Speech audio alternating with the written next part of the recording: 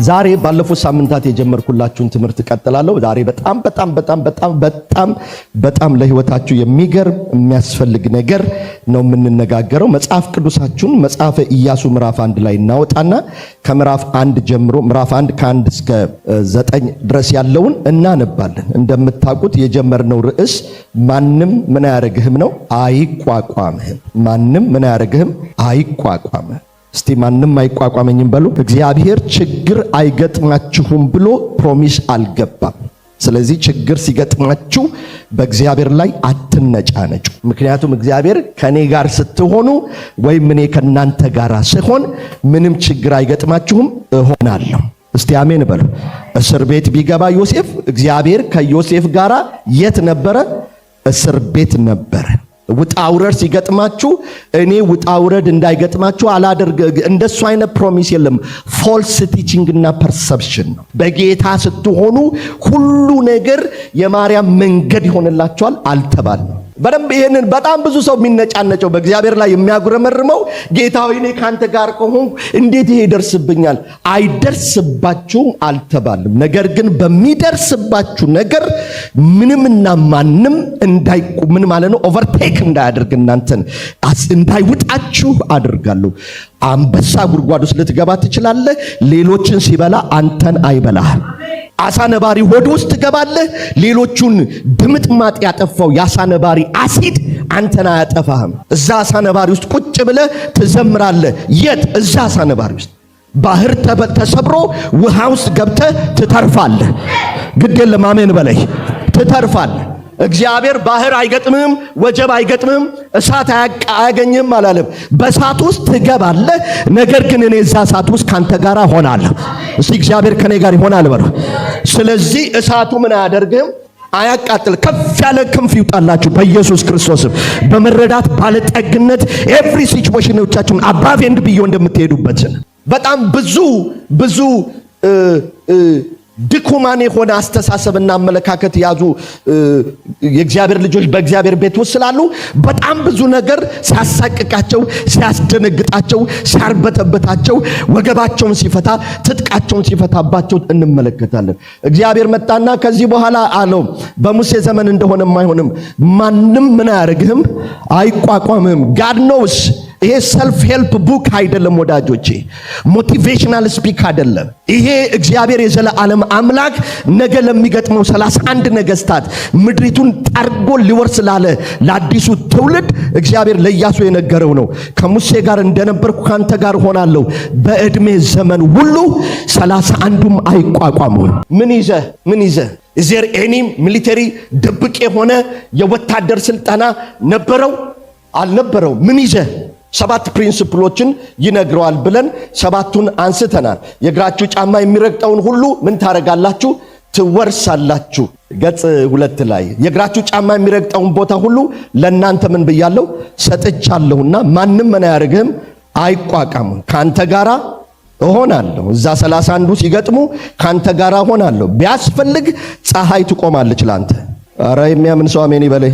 ፀሐይ የማቆም ስርዓት እኮ ከዛ በፊት አልነበረም። ነገር ግን እግዚአብሔር ጦርነቱን እንዲጨርስ ስለፈለገ ኢያሱ ጠየቀ። ጌታ ሆይ ጦርነቱን ሳልጨርስ ፀሐይ ምን አትበል፣ አትጥለቅ፣ በቃ አይቋቋምህም። መጨረስ ነው የፈለግከው፣ ትጨርሰዋል። እስቲ አሜን በለኝ ባክ። ትጨርሰዋል። የኔቸር ኦርደር ራሱ ይገዛልሃል። በኋላ ላይ ያሳያቸዋለሁ። why nature is working for you። ፍጥረት ለእናንተ የሚሰራበትን መርህ እግዚአብሔር አይኖቻችሁን ከፍቶ ያሳያቸዋል። እና ፀሐይ ትቁም አለ። ከዛ በፊት አብርሃም ይህን ጸሎት አልጸለየም፣ ሙሴ ይህን ጸሎት አልጸለየም። የሚያስፈልገው ቦታ ላይ እጁን አነሳና ይህን ጦርነት እስከምጨርስ ድረስ ፀሐይቱ ምን ትበል? ትቁም። ከዛ ሲጨርስ ትለቀቅ አለ። ተለቀቀች። የኛ አምላክ ማለት ይሄ አምላክ ነው። እግዚአብሔር ስሙ ይባረክ። ይሰማል፣ ይመልሳል። አልጥልህም። ባለፈው ሳምንት አሳይቻቸው። ዛሬ አልተውህምን አሳያቸው። ምን አልልህም? አልተውህም። እንሂድ ሪቪዥኑን ትቼ አልተውህም ላይ ገጽ 22 ላይ እንሂድ። አልተውህም። እግዚአብሔር በምትሄድበት መንገድ ሁሉ ምን አላደርግህም? አልተውህም። በምድር ላይ በጣም ፔንፉል ህመም፣ የስሜት የነፍስ ህመም ምንድነው ብላችሁ ብትጠይቁኝ መተው ነው። ምንድነው አልኳችሁ? መተው፣ ሪጀክት መደረግ። ሶሪ እንግዲህ አንዳንዱ ነገር ዲፕ ስነካ አም ሶሪ በዚህ የተጎዳችሁ የህይወትን ጉዞ በምድር ላይ አብሬው ጋፈጣለሁ አብሬያት ጋፈጣለሁ ያላችኋት ሴት ወይም ባል ድንገት አንዲት የሁለት ልጆች እናት እንዴት ነው የተጣላችሁት አልኳት። ምንም አልተጣለንም። እኔ ቸርች ትሄዳለህ ዛሬ? አይ ዛሬ ቸርች አልሄድም አንቺ ሂጂ ልጆቹን ይዞሽ ብሎኝ ልጆችን ይዤ ሄጄ ከቸርች ስመለስ ሻንጣው የለም እሱ የለም ቤቱ የለም ደብዳቤ ጽፎ ካንቺ ጋር መኖር አልችልም። ወርዘር እኔ የማስደሰታችሁ ነገር ነበር ትቶሽ የሚያስኬድ እነቲን ጋስፋራስ እኔ እስከማቅ ድረስ እኔ ምንም ነገር የማቀው ነገር እንደማንም ትዳር እንጋጫለን ግን ይቅር ተባብለን እንቀጥላለን። ለመስኬድ ትቶ ለመሄድ ግን የሚያስችል ምንም ነገር የለም። ሶ ፔንፉል ነው ሪጀክሽን። አት ፐርሰናል ሌቭል ሊሆን ይችላል፣ አት ኮሚዩናል ሌቭል ሊሆን ይችላል፣ በግል ደረጃ በቤተሰብ ደረጃ ሊሆን ይችላል።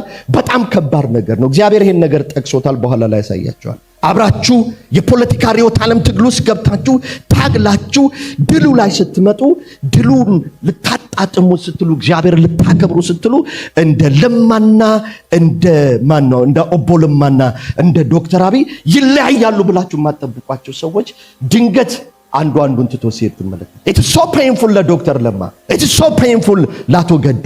የአሜሪካንን የኢኮኖሚ ስርዓት ያስተካክልልኛል ብሎ ወደርሱ ያመጣው ትራምፕ ኤለን መስክና ትራምፕ በአደባባይ በአማርኛ ተረት በአንድ ፖፖ ካልተጸዳዳን ያሉ ሁለት ትልልቅ ባለሀብቶችና ፕሬዚደንት ሰሞኑን ለመገዳደል የሚፈልጉ ሁለት ጠላቶች የእንግሊዝ ቢቢሲ ሲገዘገውም ሰው ሊጣላ ይችላል። በዚህ ፍጥነት በዚህ ልክ መጠላላት ግን ከየት የመጣ ነው? ስምህን እንዳላወጣው ያለኔኮ ፕሬዝዳንትነትን አላሸነፍክም። ይኸው ከዛ አንድ የሞተ ሰው ኤስቲን የሚባል ሰው ከሱ ጋር እኮ ሊስትን አግኝቻለሁ እንዳላወጣብህ ትራምፕን አፉን ለማስያዝ የማያደርገው እኔና እሱ እንዋደድ ነበር ፕሬዝዳንቱ መግለጫ ሲሰጥ። በዚህ ፍጥነት በዚህ ልክ መተው በጣም ከባድ አይኖ። የአንዳንዶቻችሁ ፔን በምድር ላይ ልጆች ጥሏችሁ ሲሄዱ፣ ባሎች ጥሏችሁ ሲሄዱ፣ ወዳይ ጥሏችሁ ሲሄድ፣ ዘመድ ጥሏችሁ ሲሄድ፣ አብሯችሁ ያመለከ ያገለገለ ሲሄድ ጥሏችሁ ሲሄድ ፔን አለው።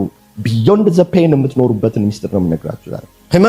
ህመም አለው። አብሮ በልቶ አብሮ አጥቅሶ ይሄውልህ ብለህ ስትለው ወጥቶ አላውቀውም ብሎ ሲክድ ህመም አለው። ያላንተ ያለው ካንተ ወዴት ወደ ማን እንሄዳለን ያለው ይሄንን ሰውዬ እስኪል ድረስ በዚህ ልክ ጌታ ኢየሱስ ክርስቶስን ዲናይ ማድረግ ፎርሴክን አባቶይ ለምን ተውከኝ? ስለዚህ እግዚአብሔር መጣና በመተው ምክንያት ምን እንደሚፈጠር ስለሚያውቅ ኢያሱ ሆይ ያለው በእድሜ ዘመን ሁሉም ማንም አይቋቋምም፣ አልተውህም። እኔ አልተውም። ምን ማለት ነው መተው ማለት? የሚቀጥለውን ስላይድ አድርጉልኝ። ፎርሴክን ወይም አበንደንት ወይም ፊቴን መሰወር ምን ማለት ነው? በሆነ አጋጣሚና በደንብ ተከታተሉ፣ ታውቁታላችሁ። የዕብራይስጥ ቃል ነው በእንግሊዝኛ እና በአማርኛ እዛ ላይ አስቀምጬልህ። በሆነ አጋጣሚና ሁኔታው ስትሆን ትቼህ አልሄድም። በሆነ አጋጣሚና ሁኔታው ስትሆን ትቼህ አልሄድም። በጣም የቃሉ ትልቁ ትርጉም ደግሞ ኢሳይያስ 49 ላይ እንደተጠቀሰው እናውጣና ኢሳይያስ 49ን እናንብብ። ፊቴን ካንተ ምን አላረግም አልሰውርብህም። በኢየሱስ ክርስቶስ ስም እግዚአብሔር ፊቱን ይመልስላችሁ። ፊቴን ሲል እግዚአብሔር ፊት የለውም፣ ታውቃላችሁ፣ ጀርባም የለውም። በሰው ቋንቋ እግዚአብሔር ይናገራል እንጂ እግዚአብሔር መንፈስ ነው። ኧረ አሜን። ሲመጣ ለኔና ለናንተ እንዲገባን አድርጎ ረጅም ሆኖ ነጭ ጠጉር አድርጎ ነጭ ብርሃን መስሎ ይመጣል። በሰው አምሳል ይገለጣል እንጂ እግዚአብሔር ስልክክ ያለ አፍንጫ ነጭ ከለር ወይም ጥቁር አንዳንዶቹ እንደምን Jesus is black there is not black he is white ያዳነን ቆዳው አይደለም ያዳነን ደሙ ነው። ግድ የለም አሜን በሉ። ደሙ ንጹህ ነው። አሁን አሜሪካ ውስጥ ያለው አንዱ ትልቁ ችግር ይሄ ነው። ነጮቹ አንድ ጥግ ይዘዋል፣ የነሱ ሬስ ያደርጉታል። ጥቁሮቹ ኖ go to the middle east ያለው የሰው ልጅ በአብዛኛው ከለር ብላክ ነው፣ ለእንደኛ አይነት ነው። ኢየሱስ የኛ ዘር ነው፣ የኛ ወገን ነው፣ የኛ ስኪን ነው። his skin እሱ አይደለም ያዳነን ቅዱስ ደሙ ነው። ደም ደግሞ ከለርለስ ነው። ፊቴን ካንተ አልሰውርብም። ኢያሱ ያውቃል እግዚአብሔር ፊቱን ሲሰውር ምን እንደሚፈጠር ያውቃል። እና እግዚአብሔር አልተውህም ብሎ ሲለው ይገባዋል። ፊቴን ካንተ ላይ አልሰውርብህም። ምክንያቱም እግዚአብሔር ፊቱን ሲሰውር ምን እንደተፈጠረ በሙሴ ዘመን በደንብ ያውቃል። ምድር ተሰንጥቃ ዋጠቻቸው። እግዚአብሔር ፊቱን የሰወረባቸው እግዚአብሔር ፊቱን የሰወረባቸው ለጠላቶቻቸው ተረቱ፣ ተርበተበቱ፣ ደነገጡ፣ ፈሩ፣ ተንቀጠቀጡ፣ ወደቁ። እግዚአብሔር ፊቱን የሰወረባቸው። ኢሳይያስ 49 ላይ በጣም የሚገርም አንድ ቃል አለ፣ ታውቁታላችሁ። ኢሳይያስ ስንት አልኩኝ? 49 እናውጣና እናንብበው።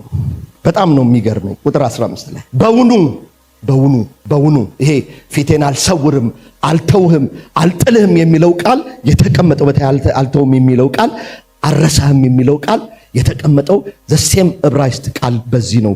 በውኑ ሴት ከማህፀን ለተወለደው ልጇ እስከማትራራ ድረስ ሕፃኗን ትረሳ ዘንድ ትችላለችን? አሁን እርሷ ትረሳ ይሆናል፣ እኔ ግን ምን አልልህም፣ አልረሳህም። ምን ማለት ነው?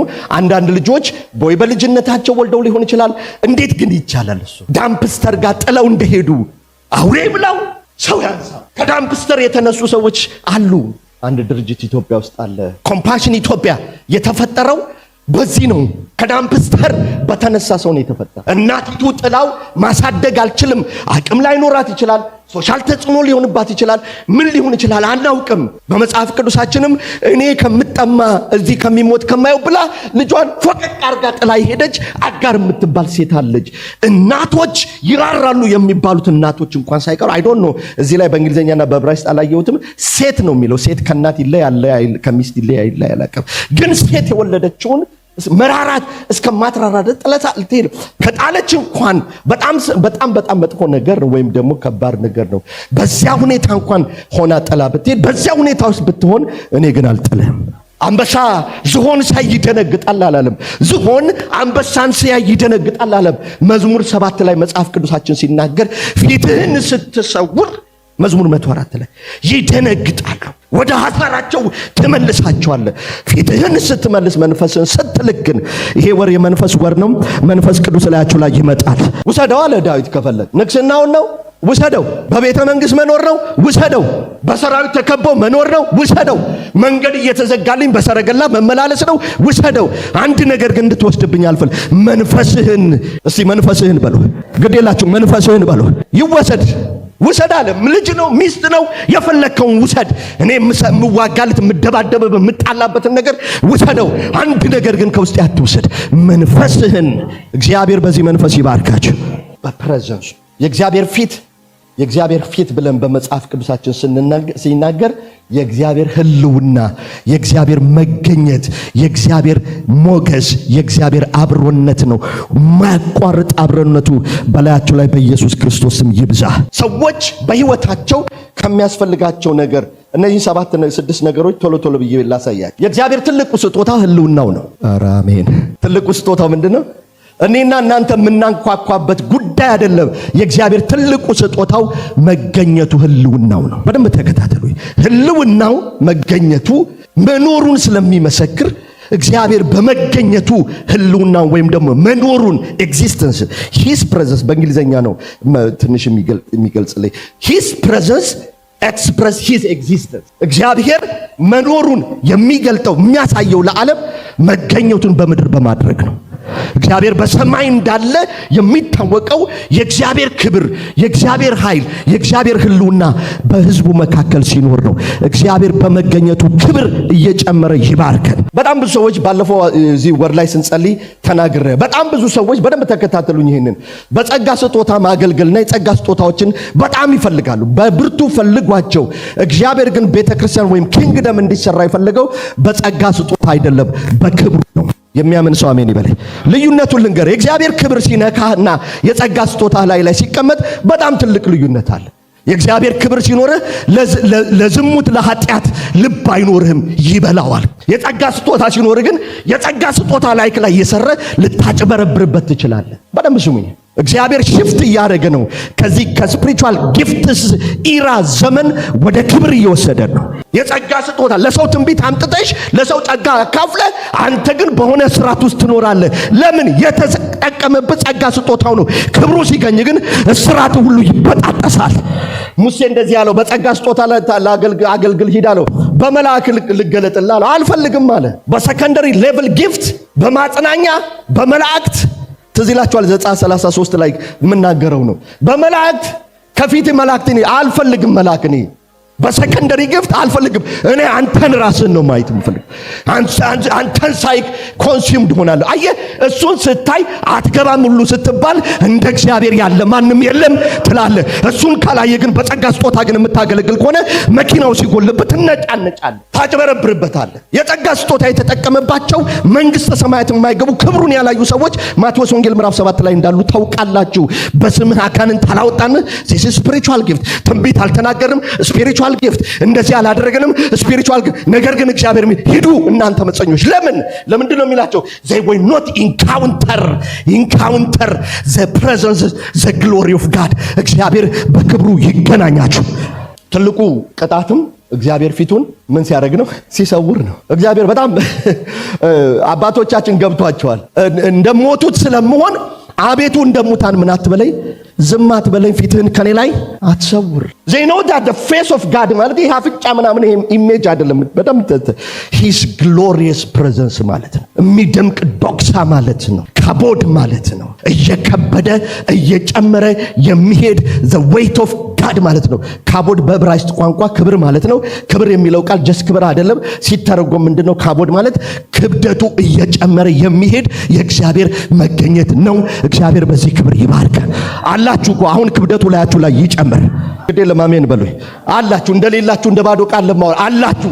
ነገር ግን የክብሩ መገኘት ላያችሁ ላይ እየጨመረ ይምጣ። እሱ ሲጨምር ወንድሜ እንደ ተልባ ምንድነው እግር ችግሮች በሙሉ በእሳቱ በመገኘቱ ይበላሉ። መጽሐፍ ቅዱስ አዲስ ኪዳን ላይ ከክብር ወደ ክብር እንጂ ከጸጋ ስጦታ ወደ ጸጋ ስጦታ እንሄዳለናል። I'm not against the grace of the gifts of God። እኔ እየተናገርኩ ያለሁት ሌላ ዳይሜንሽን አለ። ወደር የሌለው ትርፍ ምንድነው? መገኘቱ። አባቶቻችን እኔ ሌላ ነገር አልፈልግ፣ ክብርህን ሳይ ምን አደርጋለሁ? እንጀራ በልቼ አለ ልጄን ድሬ አላሉ። ግዴላችሁም አሜን በሉ። ልጄን ድሬ እንዲህ አንዳንድ ጊዜ ልጆቻችን ግራጁዌት ሲያደርጉ ስንድር የሚሰማን አንድ ሴንስ ኦፍ እንትን አለ አይደል? ሴንስ ኦፍ ፕራውድ በታዳሚዎቹ መካከል ልብሳችንን ለብሰን ይሲ እግዚአብሔር የረዳኝ ሰው ነኝ አይነት ነገር አለን እኮ። ሰም ሴንስ ኦፍ ኢጎ ምን መግበው አንድ ኢጎ አለን እኮ ፊድ የምናደርገው የሆነ ነገር ሲደረግ ስናደርግ የሚሰማን እንትን አለ አይደል? ሴንስ ኦፍ ፕራውድ ምናምን አለን። አንድ ነገር አቺቭ ስናደርግ ሲሳካልን I did it ለዛ እኮ ነው ድግስ የምንደግሰው። ደስታዬን ተካፈሉ ነው። አዎ ልክ ነው። ምንም ስህተት የለውም። በነገራችን ላይ I'm telling you there is a higher reality እንዳለ ልነግራችሁ። ትልቁ በጣም ብዙ ሰዎች በጣም ሲሰቃዩ አይቻለሁ። በቃ እግዚአብሔር አደረገልኝ ብለው 17 ህንጻ ያለው ፎቅ ምንድነው ስቴር ያለው ፎቅ ገንብተው ውስጣቸው ግን ባዶ ሆነባቸው። so what ጌታ ሆይ I have this but nothing in my heart. I have kids but I have no joy. I have this some sense of መጽሐፍ ቅዱሳችን ሲነግረን ሁሉ ኃጢአትን ሰርተዋል፣ ገንዘብም ጎሏቸዋል፣ ዕውቀትም ጎሏቸዋል፣ ብሔር ጎሏቸዋል አይልም። የጎደለው የሰው ልጅ በሉት እስቲ።